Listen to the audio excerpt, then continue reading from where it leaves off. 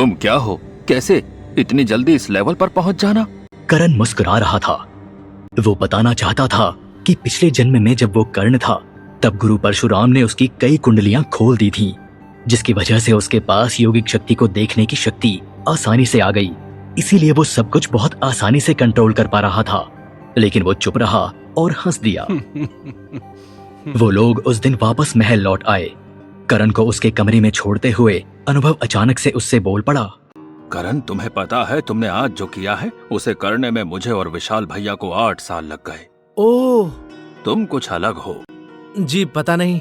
अनुभव मुस्कुराकर चला गया। करण जाते ही थकान से सो गया। रात में अचानक से उसकी आंख खुली। उसके सामने चंद्रहास तलवार थी। उसने उस तलवार को उठाया और उसे लेकर अखाड़े में चला गया। एक बार ट्राई किया जाए। करण ने अपनी आंखें बंद की और योगिक शक्ति को महसूस करना शुरू किया। जैसे ही उसे अपने पेट में वो महसूस हुआ, उसने उस शक्ति को तलवार की तरफ भेज दिया। अगले ही पल तलवार सूरज की तरह जल उठी और तुरंत उस आग ने करण को चारों तरफ से घेर लिया। उसके कंट्रोल से सब बाहर हो रहा था। वो आग लगातार उसके चारों तरफ तूफान की तरह नाच रही थी। करण को लग रहा था कि वो कुछ ही देर में झुलस जाएगा। अचानक से उस आग की दीवार से एक आवाज आने लगी। तुम? करण ने नजरें उठाकर देखा। उस आग में से एक चेहरा दिख रहा था। ये कैसे? क्या तुम कर्ण? कर्ण, सूर्यपुत्र कर्ण? अचानक से करण के बदन में डर की ठंडी लहर दौड़ गई। क्या तुम? हाँ, मैं कलयुग। कैसे? तुम तो क्या तुमने फिर से जन्म लिया है? तुम्हें कैसे पता मैं कर्ण हूँ? मैं तो आत्मा देखता हूँ। मैं कलयुग हूँ, तो तुम्हारी आत्मा का सच मुझसे छिपा कैसे रह सकता है? स्वागत है मेरे युग में। तुम क्या चाहते हो? देखो तो तुम्हारी नियति। तुम दोबारा जन्मे, लेकिन किसके वंश में? अपने ही दुश्मन अर्जुन के वंश में। तुम मेरे साथ मिल जाओ, इस वंश का खात्मा कर दो और फिर हम दोनों राज करेंगे। तुम कलयुग में कहलाओगे सबसे बड़े योद्धा। अर्जुन को हरा सकते हो। अब तो तुम्हारे पास उसके पूरे वंश को खत्म करने का मौका है। तुम शायद भूल रहे हो, मेरे पास दिमाग है। जब तक मैं जिंदा हूँ अर्जुन का वंश जिंदा रहेगा। तो बेसिकली मुझे अपने आप को भी मारना होगा। ऐसे नहीं होता। मैं तुम्हें दोबारा जिंदा कर दूंगा। मैं कलयुग हूँ, सबसे भयानक युग, और अब तो मेरे पास ऐसी शक्ति इकट्ठी हो गई है कि मैं कुछ भी कर सकता हूँ। पर मैं जानना चाहता हूँ कि कोई पुनर्जन्म लेने के बाद अपने पुराने जन्म की याद मन में कैसे रख सकता है। तुम मेरे पास कैसे आए हो? तुमने जैसे ही योगिक शक्ति को खोला है, मेरे लिए अर्जुन के वंश में आने का दरवाजा खुल गया। परीक्षित ने इस महल को मुझसे बचा कर रखा था, लेकिन अब नहीं। मैं तुम्हें कभी वैसा नहीं करने दूंगा। मैं वापस आऊंगा यहाँ कर्ण, और फिर कुछ नहीं बचेगा। अभी भी मौका है। मैं इस युग का सबसे महान योद्धा बनूंगा कलयुग, लेकिन इस तरह नहीं। मैं अर्जुन नहीं हूँ, मैं कर्ण हूँ। कर्ण। अगली सुबह शिवराज बहुत परेशान था। उसे बार बार अपना रात का सपना याद आ रहा था। वो खुद से बातें कर रहा था। कैसे? क्या कहूँ? किससे कहूँ? ये सपना कैसे? सपने में मैं उस पहेली में कलयुग था और फिर कर्ण ने आगे बढ़कर मेरे टुकड़े टुकड़े कर दिए। वो सारा दर्द अभी लग रहा है जैसे थोड़ी देर ही पहले कर्ण ने ठीक वहाँ मुझे मारा है जहाँ कलयुग को मारा था। ये क्या हो रहा है? क्या हुआ शिवराज? परेशान कैसे? कुछ नहीं। क्या इस बात से परेशान हो कि करण हमारे साथ ट्रेनिंग करेगा अब? और फिर उनकी ट्रेनिंग शुरू हो गई। उस दिन करण ने शिवराज से दोस्ती कर ली। दिन रात वो लोग ट्रेनिंग करते रहे। ऐसे करते हुए 5 साल बीत गए। अब सब 23 साल के हो गए थे। करण पूरा जवान हो गया था। उसका सुडौल शरीर अपने पूरे उफान पर था। वो अब हर तरीके की लड़ने की कला में माहिर था। उसका योगिक शक्ति पर कंट्रोल पूरे महल में सबसे ज्यादा था। लेकिन अब उसके पास कलयुग के सपने भी ज्यादा हो गए थे। इन 5 सालों में शीना, शिवराज और करण एक दूसरे के करीब आ गए थे। अमृता को ये बात फूटी आंख नहीं सुहाती थी, लेकिन उन तीनों के बीच बहुत प्यार था।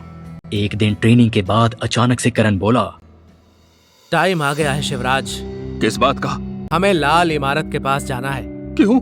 कुछ है जो होने वाला है, मुझे पक्का पता है। ये लॉकेट का रहस्य कुछ है जो मुझे समझ नहीं आ रहा, और वो कलयुग के सपने। कलयुग के सपने की बात सुनकर शिवराज डर गया। इन 5 सालों में उसने किसी को नहीं बताया था कि उसे भी रोज कलयुग के सपने आते थे, जिसमें वो रोज कलयुग बनता था और रोज करण उसे मार देता था। कैसे सपने? कलयुग कहता है कि अगर मैं उसे रोक सकता हूँ तो वो कुछ बहुत भयंकर करने वाला है, और उसका पहला निशान होगा हमारा परिवार, माहेश्वरी वंश। तो तुम क्या चाहते हो? हमें लाल इमारत पर चलना होगा, लोचन के पास। वहां पर प्रथम भी है।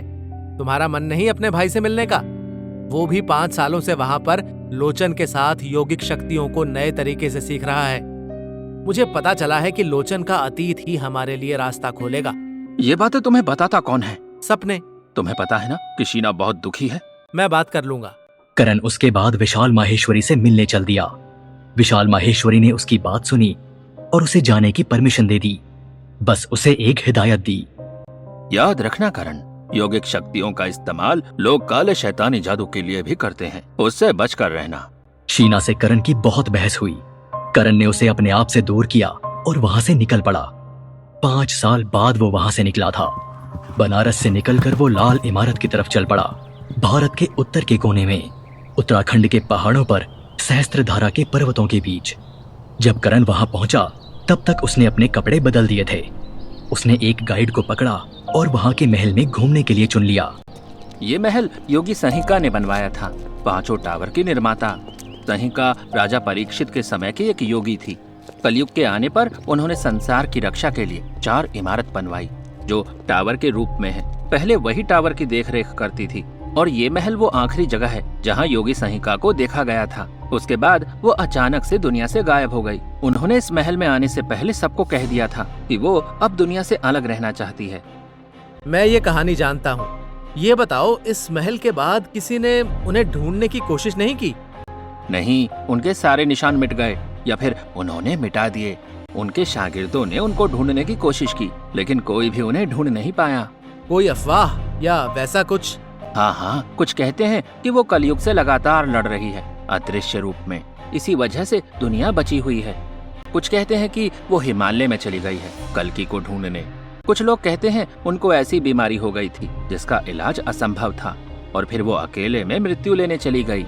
और कुछ नहीं, इतना क्लियर है कि पिछले 1000 सालों में संहिका को किसी ने देखा नहीं है, न उनकी बॉडी मिली। दुख की बात यह है कि जिस दिन संहिका गायब हुई वो उनका जन्मदिन था। जाने क्या हुआ होगा।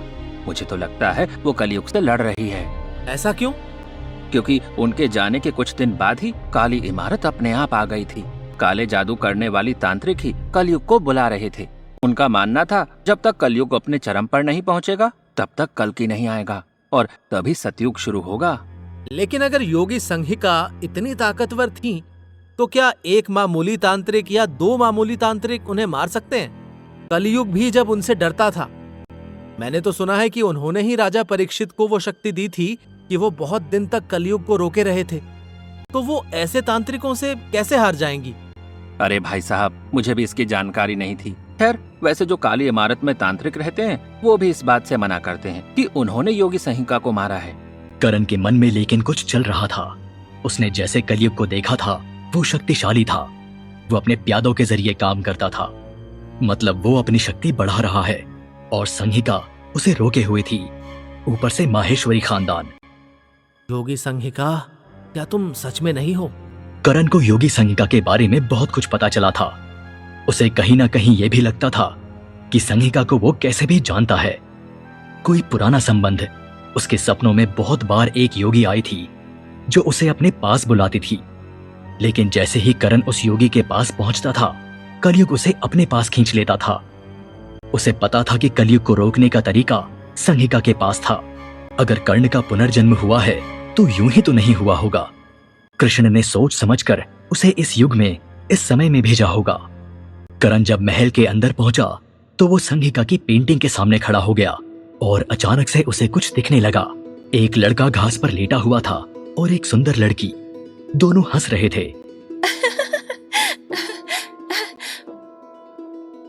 मैं थक गई हूँ किस बात से? इस लड़ाई से। तो फिर? मैं कहीं दूर जाना चाहती हूँ, एक साधारण सा जीवन, किसके साथ? अपने पति के साथ। छोटा सा घर, बच्चे। और कलयुग? वो तो आएगा ही, हम बस उसे रोक रहे हैं। कभी कभी लगता है रोकने का क्या फायदा। क्यों? जो नियति है वो होकर रहेगी। अगर कलयुग का आना जरूरी है, फिर हमारा क्या काम? क्यों मैंने दोबारा जन्म लिया? मुझे अपने ही दोबारा जन्म लेने का नहीं पता, शायद अगले जन्म में पता चले। अचानक से करण को चक्कर आ गए। उसे असल में संहिका दिखी थी। करण सोचने लगा कि ये क्या था? जन्म? क्या और भी लोगों ने दोबारा जन्म लिया है? क्या संहिका महाभारत काल की कोई व्यक्ति थी? और फिर कलयुग